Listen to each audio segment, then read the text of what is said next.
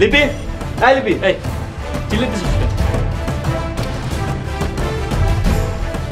কি হয়েছে?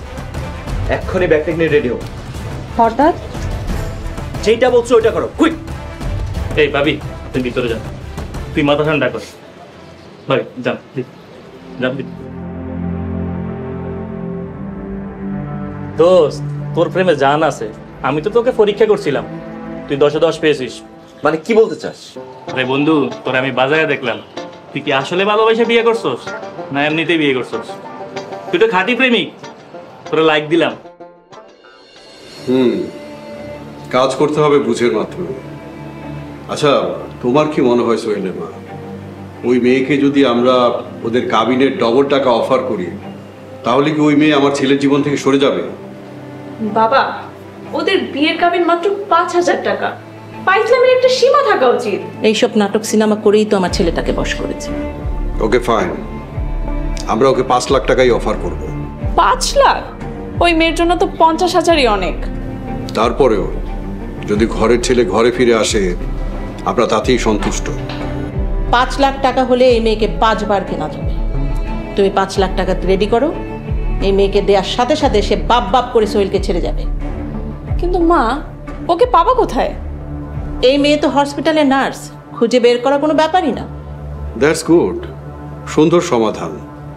সোহেলের মা, তুমি 1 ঘন্টার নোটিশে টাকা পেয়ে যাবে। তুমি ওই মেয়েকে টাকা দিবে, তবে টাকা দেওয়ার আগে একটু ভয় টয় দেখিয়ে নেবে। বুঝোই তো, গরিব মানুষ, রুটি রুজির জায়গায় আঘাত করলে ওরা সব কিছু মেনে নেয়। আমি ওই হাসপাতালের মালিককে খুঁজে বের করব।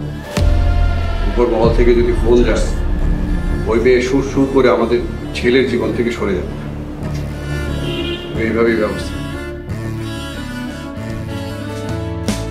বন্ধু আমার এক দেহ, খুঁজিয়া পাইবে না কেহ, প্রেমানন্দে মাতব দুজন,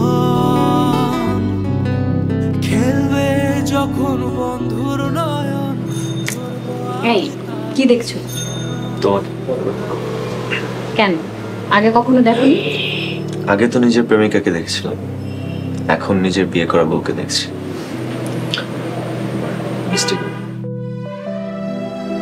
প্রথমে মাপ চেয়ে নিচ্ছি। এমন দুঃখ ভরার কারণ তো আমাদের বাসরের জন্য। ইচ্ছা ছিল আমাদের বাসাটা খুব সুন্দর হবে, জাঁকজমক ভাবে সাজানো থাকবে, স্পেশালি ফুল দিয়ে, কিন্তু সেটা আর হলো না। তার জন্য আমার মনে কোনো আক্ষেপ নেই।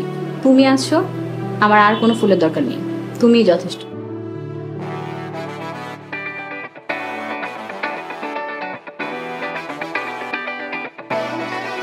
কি হলো, কি খুঁজছো? আরে জিনিসটা পাচ্ছি না। কোন জিনিসটা? আরে যে জিনিসটা বাসর রাতে সবথেকে বেশি দরকার, ছোট্ট একটা জিনিস ছিল, পকেটেই তো রেখেছিলাম। ধ্যাৎ, কি যে বলো না তুমি। না থাকলে নাই, আমার তোমার সাথে গল্প করতে খুব ভালো লাগছে।